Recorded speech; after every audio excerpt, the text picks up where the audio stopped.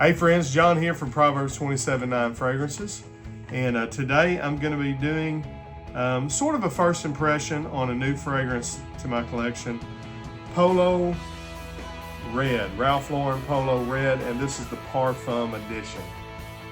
If you would go ahead and like the video, make sure you're subscribed to the channel, that way you're notified every time we upload this sweet smelling fragrance related content. Okay, so exciting for me because I found there's such a great deal on this. I got this from Joma Shop, and it was a little bit confusing because the picture was Polo Red Parfum, but the description said Eau de Parfum. And so they had, again, this is, I guess, a tester. You can see by the white box, but they had this for like $40-something. So I took a shot on it. I thought, worst case scenario, if they send me the Eau de Parfum, I'll just do a first impression on it and send it back. But, ta-da, it's not. It is the actual Parfum. So, the newest fragrance in the Polo Red line, 4.2 ounces. This fragrance is selling at Dillard's for $115. And I picked it up, Joma Shop, for, again, it was like $42. So I have smelled this one, and so it's not going to be a true first impression, but I didn't really remember anything other than I smelled it and liked it. I have Polo Blue Parfum. I've got a first impression video on it. I don't think I've ever come back and did a full review. I've got a lot of full reviews I need to come back and do, but anyways, this is going to be a more, where Polo Blue is more blue aquatic, Polo Red is a little more ambery sweet. So getting into winter, this is going to be a good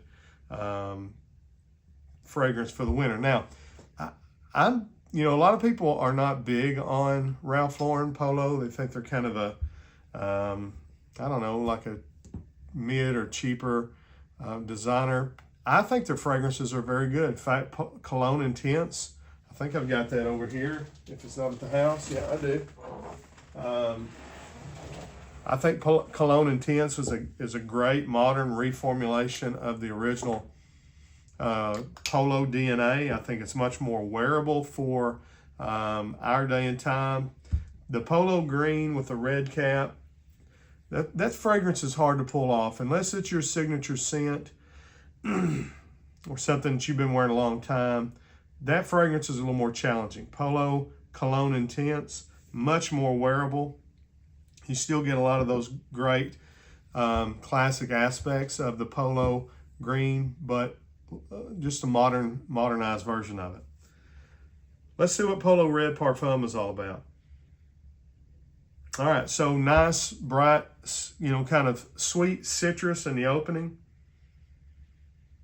I don't have the notes in front of me, and this is my kind of a first impression, so I would just be guessing at it, but it opens up just kind of sweet, slightly woody, musky. There's some floral aspects going on there. I don't really know what it is. I'm trying to think what it kind of reminds me of. It's not, at least in the opening, it's not super ambery. It seems like maybe there's a hint of vanilla there.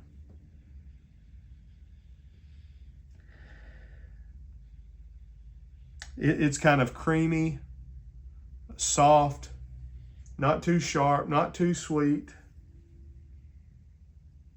Just kind of a nice, I would call this a nice, sweet office type fragrance. Not too challenging. There's nothing in it really that's going to be offensive. And really when I smelled it, I thought, hey, that's a nice, good, clean, safe winter office fragrance. And so that's kind of why when I saw it on Joma Shop at a real good deal, I thought, I'm going to go ahead and pick it up. I've got, a green, a blue, and now I have a red. And to me, it was the best smelling one in the red line. I smelled a few of them there that day and liked it the best. So I'll go ahead and let this dry down, see if it changes any in the next 30 minutes. I'll come back and I'll give you my final thoughts. All right, we're back. It's about the 40-minute mark. And it's changed a little bit. So when you first spray it, it opens kind of a synthetic-y, sweet, in the vein of Baccarat Rouge 540. I think that's what they were going for, something like that. A little bit of that.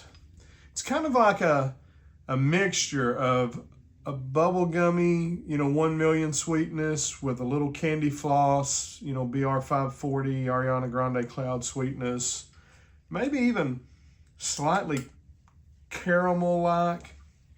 Definitely some synthetic sugary sweetness in the opening.